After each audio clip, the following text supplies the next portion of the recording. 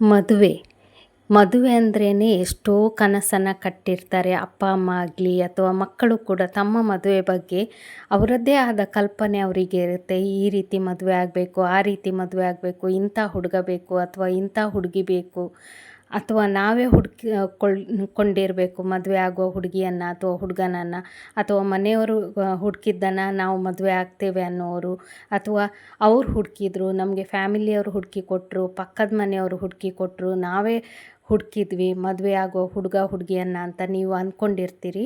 ಆದರೆ ಮದುವೆಯಲ್ಲಿ free will ಅನ್ನೋದು ಖಂಡಿತ ಇಲ್ಲ. ನಿಮಗೆ ಆ ವಿಷಯ ಗೊತ್ತಿರಬೇಕು. ಎಷ್ಟೋ ಜನರಿಗೆ ಈ ವಿಷಯ ಗೊತ್ತಿದ್ದರೂ ಕೂಡ ತಾವು ವಾದ ಮಾಡ್ತಾರೆ. ಮದುವೆ ಅನ್ನೋದು ಮೊದಲೇ ಸ್ವರ್ಗದಲ್ಲಿ ನಿಶ್ಚಯ ಆಗಿರುತ್ತೆ, ಇಂಥ ಹುಡುಗಿಗೆ ಇಂಥ ಹುಡುಗ ಅಂತ ಹೇಳಿಕೊಂಡು. ಅದರಲ್ಲಿ ಫ್ರೀ ವಿಲ್ ಖಂಡಿತ ಇಲ್ಲ. ಎಲ್ಲರೂ ತಪ್ಪು ತಿಳ್ಕೊಂಡಿರ್ತೀರ. ಇಲ್ಲ, ಮದುವೆ ಅನ್ನೋದು ನಾವು ಹುಡುಕಿಕೊಂಡು ಆಗುವಂಥದ್ದು ಅಥವಾ ನಮಗೆ ಬೇಕಾದಾಗ ನಾವು ಮದುವೆ ಆಗೋದು ಅಂತ. ಅದಕ್ಕೂ ಕೂಡ ಸರಿಯಾದ ಸಮಯ ಬರಬೇಕು. ಮಹಾದಶ, ಅಂತರ್ದಶ, ಪ್ರತ್ಯಂತರ್ದಶ ಅಂತ ಇರುತ್ತೆ. ಅದರಲ್ಲಿ 2711 ಮದುವೆ ಆದರೆ ಒಳ್ಳೆಯದು ಅನ್ನೋದು ಇದೆ. 1610 ಮದುವೆ ಆದರೆ ಡಿವೋರ್ಸ್ ಆಗುತ್ತೆ ಅಂತಲೂ ಇದೆ. ಅದೇ ರೀತಿ ಜಾತಕ ನೋಡಬೇಕು, 18 ಗುಣ ಆಗಬೇಕು, 23 ಗುಣ ಆಗಬೇಕು, ಆ ರೀತಿ ಹೊಂದಾಣಿಕೆ ಮಾಡ್ತಾರೆ. ಆದರೆ ಇವೆಲ್ಲಕ್ಕಿಂತ ಮಿಗಿಲಾಗಿ ದೇವರು ಮೊದಲೇ ನಿಮ್ಮ ಜಾತಕವನ್ನು ನೋಡಿ ಸೆಲೆಕ್ಟ್ ಮಾಡಿರ್ತಾರೆ. ಇಂಥ ಹುಡುಗನಿಗೆ ಇಂಥ ಹುಡುಗಿ, ಇಂಥ ಹುಡುಗಿಗೆ ಇಂಥ ಹುಡುಗ ಅಂತ ಹೇಳಿಕೊಂಡು. ಅದು ಹೋದ ಜನ್ಮದ ಕರ್ಮ ಫಲವನ್ನು ನಿರ್ಧರಿಸಿ ಒಂದು ನಿಮ್ಮ ಜೀವನದಲ್ಲಿ ಋಣಾನುಬಂಧ ಸರಿಯಾಗಿ ಒಂದು ಹುಡುಗ ಅಥವಾ ಹುಡುಗಿಯನ್ನು ಫಿಕ್ಸ್ ಮಾಡಿರ್ತಾರೆ. ಹೇಗಂತೇಳಿದರೆ ಮೊದಲೇ ಗಾದೆಯಲ್ಲೂ ಇದೆ, ಋಣಾನುಬಂಧ ರೂಪೇಣ ಪಶುಪತ್ನಿ ಸುತ ಆಲಯ ಅಂತ ಹೇಳಿ. ಅದೇ ರೀತಿ ಪ್ರತಿಯೊಬ್ಬರ ಜಾತಕದಲ್ಲೂ ಇಂಥ ಹುಡುಗನಿಗೆ ಇಂಥ ಹುಡುಗಿ ಅಂತ ಇರುತ್ತೆ.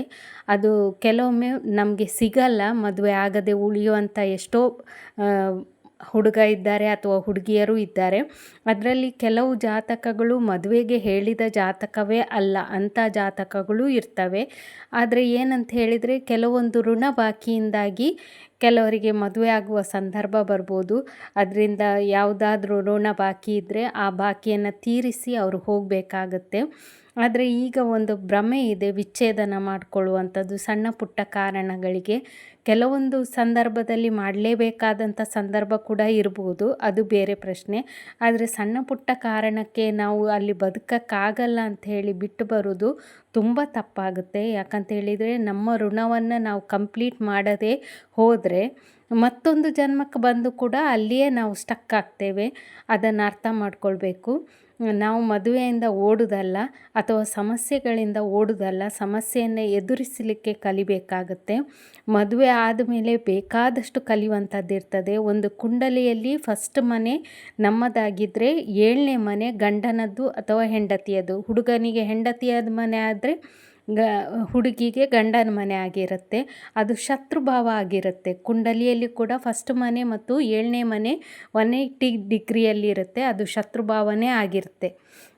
ಹಾಗಾಗಿ ಅದು ಶತ್ರುಗಳ ಮನೆಗೆ ನಾವು ಹೋದಾಗೆ ನಮಗೆ ಅಲ್ಲಿ ಕಲಿಯುವಂಥದ್ದು ಬೇಕಾದಷ್ಟಿರ್ತದೆ. ಒಂದು ಗಂಡನ ಮನೆಗೆ ಹೋದಾಗ ಹುಡುಗಿಗೆ ಎಷ್ಟು ಕಲೀಲಿಕ್ಕಿರ್ತದೋ ಅದೇ ರೀತಿ ಹುಡುಗನಿಗೂ ಒಂದು ಹೆಂಡತಿ ಬಂದ ಮೇಲೆ ಹೇಗಿರಬೇಕು, ಅವರ ಜೊತೆ ಹೇಗೆ ನಾವು ಬೆರಿಬೇಕು ಅನ್ನೋದನ್ನು ಕೂಡ ಕಲಿಯುವಂಥದ್ದು ಇರ್ತದೆ. ಅವರ ಮನೆಯವರ ಜೊತೆ ಬೆರೆಯುವಂಥದ್ದು ಕೂಡ ಅವರಿಗೆ ಚಾಲೆಂಜಸ್ ತುಂಬ ಇರುತ್ತೆ. ಅದನ್ನು ಅರ್ಥ ಮಾಡ್ಕೊಳ್ಬೇಕು. ಹಾಗೆ ನಾವು ಎಂಥದೇ ಕಷ್ಟ ಬಂದರೂ ಅದರಲ್ಲಿ ಮಾಡು ಇಲ್ಲವೇ ಮಡಿ ಅನ್ನುವ ರೀತಿಯೇ ನಾವು ಮಾಡಬೇಕಾಗುತ್ತೆ. ಅಲ್ಲಿಂದ ಓಡಿ ಹೋದರೆ ಮತ್ತೊಂದು ಕಷ್ಟಗಳು ನಮಗೆ ಎದುರಾಗುತ್ತೆ. ಎಷ್ಟೋ ಜನರಿಗೆ ಪ್ರಶ್ನೆಗಳಿರ್ತವೆ, ಮದುವೆ ಆದಮೇಲೆ ಹೀಗೆ ಯಾಕಾಯಿತು, ಯಾಕಾಯಿತು ಅಂತ. ಕೆಲವೊಮ್ಮೆ ಆ ಪ್ರಶ್ನೆಗಳಿಗೆ ಉತ್ತರ ಸಿಗದೇನೂ ಇರ್ಬೋದು. ಆದರೆ ನಿಮಗೆಲ್ಲರಿಗೂ ಗೊತ್ತಿರಬೇಕು, ಪ್ರತಿಯೊಬ್ಬರ ಜೀವನದಲ್ಲಿ ಏನಾದರೂ ಒಂದು ತೊಂದರೆಗಳಿದ್ದೇ ಇರ್ತವೆ. ಅವನ್ನು ಎದುರಿಸಲಿಕ್ಕೆ ನಾವು ಕಲಿಬೇಕು ಅಂತ.